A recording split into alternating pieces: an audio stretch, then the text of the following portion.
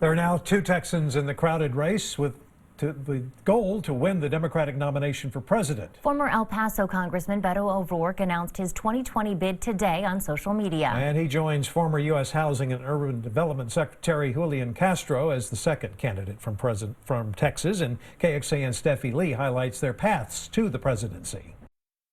The challenges that we face right now, the interconnected crises in our economy, our democracy, and our climate have never been greater. Beto O'Rourke's 2020 campaign is now underway. The El Paso Democrat narrowly lost his U.S. Senate race against Texas Republican Senator Ted Cruz last year. Keokuk is the first stop in our campaign to be president. His announcement dropped just hours before he started chatting with Iowans in coffee shops and restaurants. With the many candidates entering the field on the Democratic side, how do we keep this campaign from becoming the zoo that was represented by the Republican Party in the last general election? Great question. So many amazing candidates running for president right now. It's a great sign that in some important ways this democracy still works. All sides are going to get heard in these debates.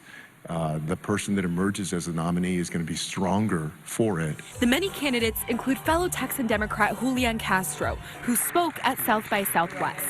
Castro has secured endorsements from 30 elected and appointed Texas Democrats, including ones from border communities. I want to make sure that no matter who you are, where you come from, what your background is, that you can also reach your dreams. We've got to make sure that this very divided, highly polarized country is able to come together. O'Rourke will spend this weekend campaigning throughout eastern Iowa. In his campaign announcement video, O'Rourke said he'll return back here to Texas for a kickoff rally in El Paso on March 30th. Steffi Lee, KXAN News. Joining us for some perspective is NBC News senior political correspondent Mark Murray in Washington. And Mark, earlier this week, as you know, Republicans in Iowa released an attack ad targeting Beto O'Rourke. That was even before he formally announced he was running for president. Is this any indication that the Republicans see him as a real threat?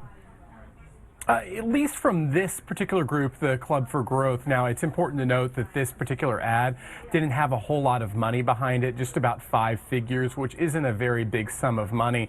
But it was the message that they were trying to strike against Beto O'Rourke, I thought was very interesting, going him at privilege, his status, making to try to turn off Democratic voters.